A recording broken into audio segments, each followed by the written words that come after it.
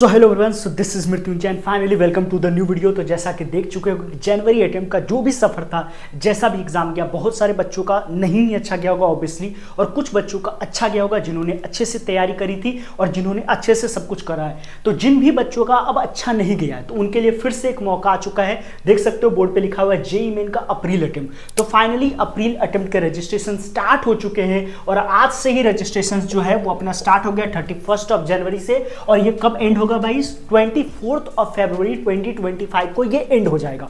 अब इसमें प्रॉब्लम वाली बात ये है जो आप देख सकते हो सेकंड पॉइंट पे कि काफी सारे boards, Bihar board, CBSE board, इन सब का बोर्ड का जो एग्जाम है वो एंड डेट से जस्ट पहले, तो कहीं ना कहीं क्लास हो जाएगा। और बहुत सारे बच्चे ऐसे होते हैं जो पढ़ने में काफी ज्यादा लीन हो जाते हैं, उनको कुछ पता ही नहीं चलता देश दुनिया में क्या चल रहा है। तो ऐसे केसेस में ऐसा हो सकता है कि तुम्हें पता ना चले कि भरने का, रजिस्ट्रेशन करने का। तो इसलिए मैं यही रिकमेंड करूंगा कि बोर्ड के एग्जाम से पहले ही भर करके रख लो। कैसे भरना है, क्या चीजें को ध्यान रखना है, ये सब तो हम आगे डिस्कस करेंगे। बट ध्यान रखना कि जिन भी बच्चों का बोर्ड एग्जाम है, खास करके 12th वाले बच्चे, वो इस चीज का ध्यान रखें कि रजिस्ट्रेशन पहले करके रख लें। ठीक है।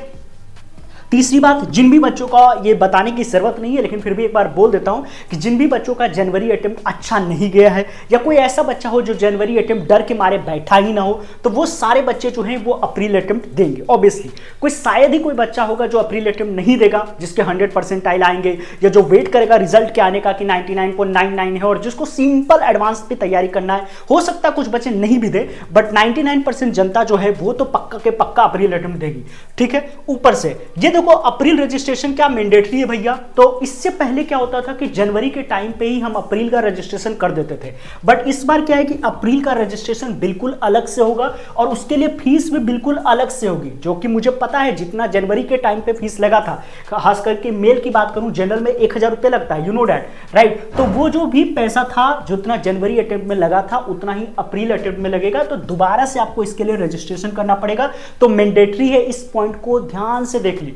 कई सारे बच्चे होते हैं हवा में रहते हैं कि मैंने तो जनवरी में कर दिया, अब करने की जरूरत नहीं, आपको दोबारा से रजिस्टर करना पड़ेगा। और जब तक फी का पेमेंट नहीं करोगे तब तक डेफिनेटली आपका एप्लीकेशन फॉर्म जो है वो आगे की तरफ फॉरवर्ड नहीं किया जाएगा।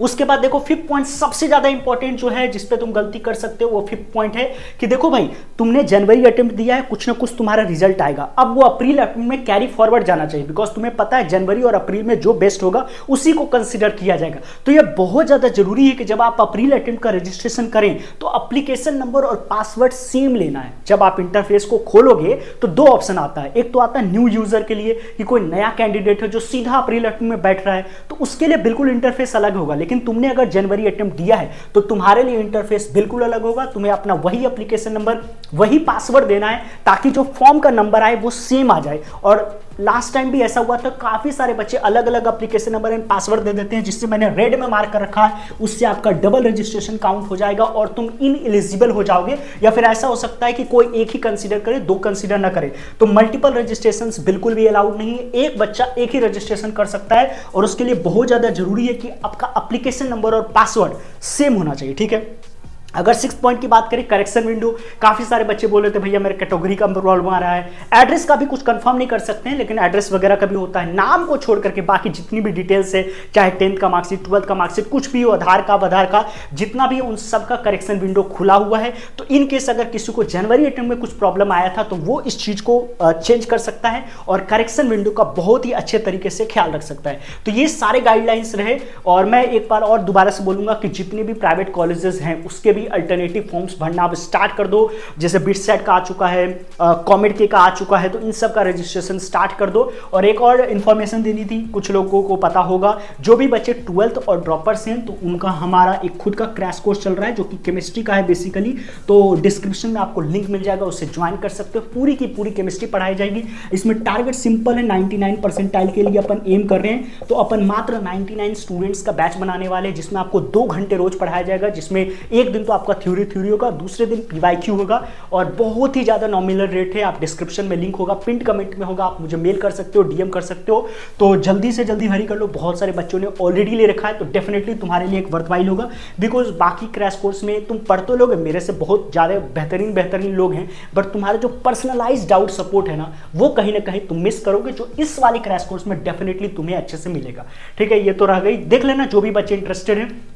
बाकी ये सारे जितने भी गाइडलाइंस है उसको बिल्कुल फॉलो करके जल्दी से जल्दी रजिस्ट्रेशन कर दे।